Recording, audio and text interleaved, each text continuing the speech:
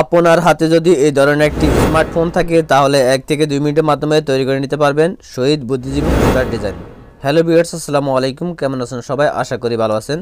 শহীদ বুদ্ধিজীবী পোস্টার ডিজাইনের PLP file নিয়ে হাজির হলাম আপনাদের মাঝে। এই পিএলপি ফাইলটি কাস্টমাইজ করার জন্য আপনাদের প্রয়োজন হবে ব্যাকগ্রাউন্ড রিমুভ করা ফটো আর একটি পিএলপি ফাইল। ভিডিওটা সম্পূর্ণ দেখে 60টি সংখ্যার পাসওয়ার্ড সংগ্রহ করে প্রথমেই পিএলপি ফাইলটি ডাউনলোড করে নিন। আর এই পিএলপি ফাইলটি কাস্টমাইজ করার জন্য আপনাদের প্রয়োজন হবে একটি পিক্সেল অ্যাপ্লিকেশন। পিক্সেল অ্যাপ্লিকেশনটি আপনারা প্লে স্টোর পেয়ে যাবেন বা এই ভিডিওর ডেসক্রিপশন বক্স থেকে পিক্সেল ডাউনলোড করে ইনস্টল করে নেবেন। So let's get start. PLP ফাইলটি পিক্সেল ইনপুট করার জন্য প্রথমে 3 ডট আইকনে টাচ করে দিতে হবে। তারপর আপনারা এখান থেকে ওপেন ডট পিএলপির মধ্যে টাচ করবেন। তারপর একদম উপরে দেখতে পারবেন ডট পিএলপি, এখানে টাচ করে দিতে হবে। ওয়েল, আপনারা দেখতে পাচ্ছেন 14 ডিসেম্বর শহীদ বুদ্ধিজীবী পোস্টার ডিজাইন পিএলপি ফাইল। এই পিএলপি ফাইলটি আপনারা 60টি সংখ্যার পাসওয়ার্ড দিয়ে ডাউনলোড করে নেবেন। পাসওয়ার্ডগুলো এই ভিডিওর বিভিন্ন অংশে পেয়ে যাবেন। তারপরে ফাইলটির মধ্যে টাচ করে দিবেন। তারপরে আপনারা এখানে দুটি অপশন দেখতে পারবেন, একটা হচ্ছে ওপেন অ্যান্ড অ্যাড, একটা হচ্ছে ওপেন অনলি। আপনারা চাইলে যে কোনো অপশনে টাচ করতে পারেন। তা আমি এখান থেকে ওপেন অনলিতে টাচ করে দিলাম।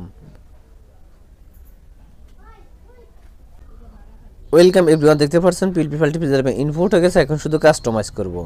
তো আমরা এখান থেকে এই ফটোগুলো পরিবর্তন করে নিতে পারবো, চাইলে আমরা এখান থেকে লেখাগুলো পরিবর্তন করতে পারবো।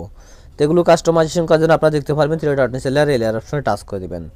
তারপর আপনারা এখানে প্রতিটি লেয়ার দেখতে পারবেন, যে লেয়ারটি কাস্টমাইজ করবেন সেই লেয়ারটির অবশ্যই লকটা ছাড়াই নেবেন।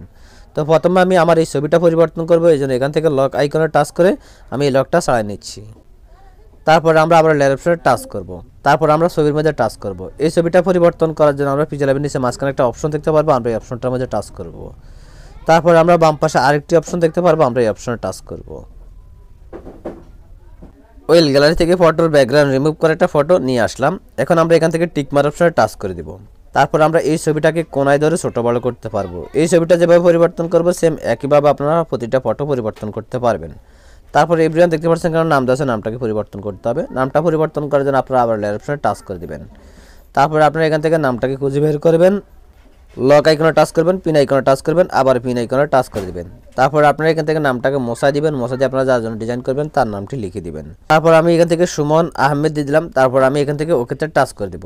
তারপর আমরা আবার লেয়ার অপশনে টাচ করব। তো এভরিওয়ান দেখতে পাচ্ছেন নামটি চেঞ্জ হয়ে গেছে। এখন আমরা এই ডিজাইনটি সেভ করব। সেভ করার জন্য একদম পুরো সেভ আইকনে টাচ করে দিব। তারপর এখান থেকে সেভ আস ইমোজিতে টাচ করব। তারপর আমরা এখান থেকে সেভ টু গ্যালারিতে টাচ করব। করার সাথে সাথে ডিজাইনটি সেভ হয়ে আমাদের গ্যালারিতে চলে যাবে। তো আজকের মতো ভিডিওটা এই পর্যন্ত। যদি ভিডিওটা আপনাদের কাছে ভালো লেগে থাকে তাহলে অবশ্যই একটা লাইক করবেন, কমেন্ট করবেন।